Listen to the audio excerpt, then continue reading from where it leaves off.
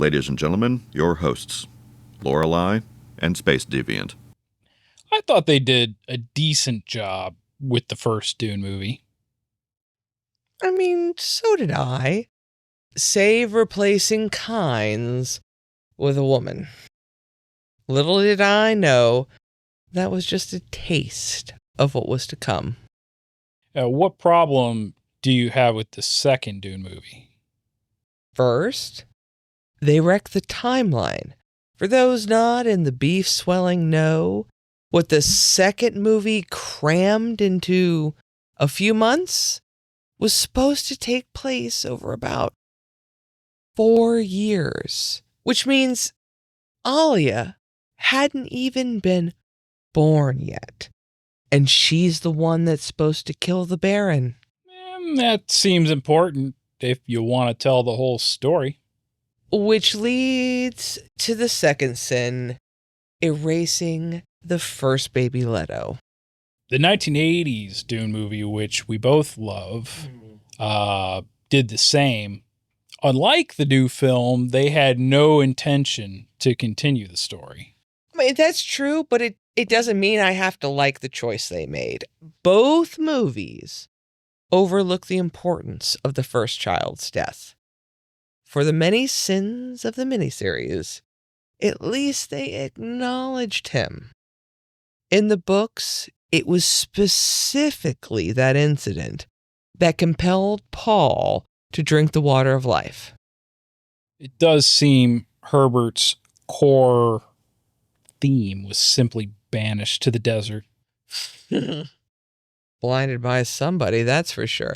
Which ties in to my third complaint, and this is by far and away what ruined the second Dune movie for me. Turning Chani into a modern woman. Frank Herbert wrote Chani as the perfect partner for Paul. Her father, Dr. Liet Kynes, was an imperial scientist from the noble house Carino with a secret watery Moist dream for Arrakis. And her mother was a traditional Fremen woman. Not much of Herbert's envisioned Chani made it through translation. The Fremen, as we both know, were patriarchal and polygamous. If you were to put new Chani into the original world of Frank Herbert's Dune, her erratic behavior would entirely shatter his credibility as a Fremen leader. Yeah, I doubt the fiercely traditional Fremen could be led by a man whose consort openly disrespects him. Chani's personality changes aren't just superficial tweaks. It's a part of a greater decay, weakening the very narrative bones of mainstream storytelling. Now, we actually went to the theater to see that garbage. And yeah, I started giving you death eyes about... I was like, oh my God. I'm like, oh, and then like at the same time, I was like, I looked over at you and you're already just like, are you... Yes, I had no... Give me like this side eye, like, I'm like... Well, because if you're with me, I can't walk out of a movie. Because if I'm by myself seeing movies, making Chani into... No! Like, yeah, he's trying to save your entire culture and all your people. No! Riding away, pouting on the worm. Where did we miss? How did we get away from he's trying to save your entire group of people from being deleted from existence by the Empire? Yeah. Literally the evil Empire? Yeah, they're going to delete you. And so it's like, oh no. I just don't get how they were able to make that logical jump and just say, we'll just ignore that. We'll just ignore that whole... But there's no logic. There's hate for the original story. They take everything and they act as if every female character that doesn't have some vapid girl boss arc has just been neglected. We have to lift this random creature out of obscurity and give it the attention it should have gotten. Yeah, because it's not like there was a question as to Paul's ability because he's won battle after battle. He knew it was going to happen. He could see the future. So they know that Paul has an ability, and he has the abilities to see the future.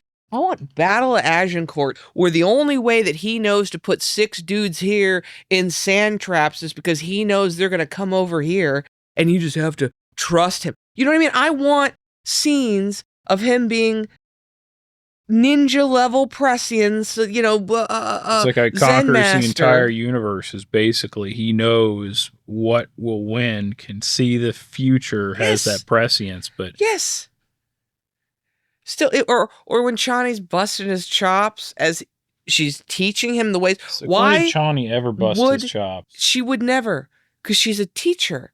It's the ultimate feminine. She doesn't compete with him. You don't need to write a new story. The story is there. But it's not. It's too distorted. It's too corrupted. It's not a bug, it's a feature. They wouldn't have even have gotten the money for Dune if they had promised to do Dune correctly. They had to alter the timeline by 4. They decided to do it by 4 years, 3 years, something like that. Mm-hmm. So it just ruined everything. So Jessica's still pregnant, and now while upcoming, Alia's supposed to be. Well, I mean, she was always kind of a victim. Like she was born. Did we read the same books? Under a drug, ultra drug induced? Yes. Because she was basically... Yeah, that's how she was born. She was not a victim. She was nasty. Even before she was taken over by the Baron, she did what she wanted. Okay, so she was born a spice baby. She didn't have a choice in this. So in that respect, she was already a spice baby and didn't have a choice. She didn't work through her issues, you know. She wasn't... She just accept them. No, she exploited other people with them and intimidated people and was absolutely a power-hungry villain. Oh, yeah. The will to power. Well, I think that they're creatively broke is what I think. I think DV and a lot of these people, because he basically wrote the entire thing and directed it, which... most of the time they don't, but this time he wanted to make sure he wrote it also. So he was basically the primary writer, primary director. I just think it's just having no creativity. So, but he wants to show his creativity so badly. Yeah. So all you have to do is tell the story that's already there. Like you don't really have to make a bunch of changes. You choose what you cut out. That's how you because that's how you show your art. It's a massive social, in the literal sense, would not be entertaining to a lot of people because a lot of it is just quite simply a social, you know, it's just social bickering. Yes. Show how good you are by what you focus on that's there. The story you tell that's already there. Everything you added did nothing but take away from that story. It's like you can take away little bits here and here, like take away, you know, something unnecessary, but don't change the character. Stop changing characters. Stop. You hear me? Stop changing characters. Okay. Because they don't fit. Narrative beats. Yeah. They don't, and they make them not fit. Okay. Like Chani did not fit the character. It's all destroying the hero's journey. Well, she can't improve, she can't change, and honestly, she's not allowed to sacrifice herself for her husband or children or her people or anything. She's not allowed, even though it's always the great female sacrifice. In history, the grand tales is women's sacrifices. But we can't have that. We're never allowed to have that in modern tales. I remember the original Alamo, it may not be the original because there's like 30 Alamo movies. But anyway, it was one of the big older ones from the 50s. My favorite. And everybody there who's doing their last stand tells this guy, like, because his wife is blind and she's got her mother and I think a couple kids. And he's like, you don't have to stay, man. Like, you can go. And he was going to go. He was going to leave with her in the wagon. Oh, if I get through this without crying, good Lord, it's ridiculous. She does this speech of like, my man's as good as any other. And if y'all are fit to die for Texas, so is he. A man is either one of you and maybe more. In spite of he ain't rich like you, Jim, or fancy educated like you, Will Travis. Now, Jocko, you get back up on that wall. Because you're just as good as any man that ever trod leather. And it's your right. And I can't see, but I'm just as good as any woman in Texas. And it's my right to go and leave you. If you watch that knowing that her whole life is going to be harder without having a man, and she's blind, she's not going to pull another man at her age. He's going to die there, and she's going to live a rougher life. And that's her sacrifice. But they deny all female characters, modern day female characters, never get to make sacrifices. They get to be victims. They never get to make the heroic sacrifice. It's just the key things that I always think of too. It's like, how did it get here? How did Dune 2 end up where it's at? And if you look and you watch like some of his interviews, he references an interview with Herbert where Herbert said that a lot of people didn't understand that he wasn't trying to make Paul the good guy. So DV takes it in the most literal sense then. It's like, okay, well he created another book in Children of Dune, and he kind of, goes into that. No, so he wants to change the initial character then and try to make Paul look like a bad guy. That's not the story. You missed what he was saying. That's not the story, and I don't even think you made Paul look like a bad guy. Just kind of made him look like a shitty husband and a weak leader. Yeah, you just made him look weak. You just made him look weak. Like weak characters. Yeah. Just made a whole bunch of weak characters, and that was it. And I don't believe the Fremen would follow that dude. No. But that was interview. So an interview from an interview. Watched an interview and was like, I didn't like, and he said, based off that, so I wanted to make sure that people didn't see Paul, as the hero. You didn't succeed. It's like, dude, all you have to do is be like, and then he killed the entire universe. And then he Thanos snapped away half. No, it wasn't. You have to show it. Yeah, you have to explain it. You have to show it. You have to show how he traded.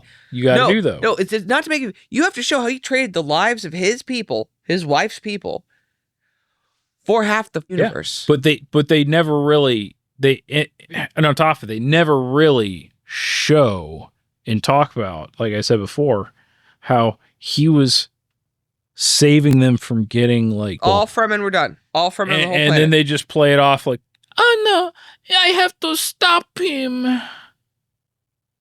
Like he's saving your people. It was so painful to watch. Oh.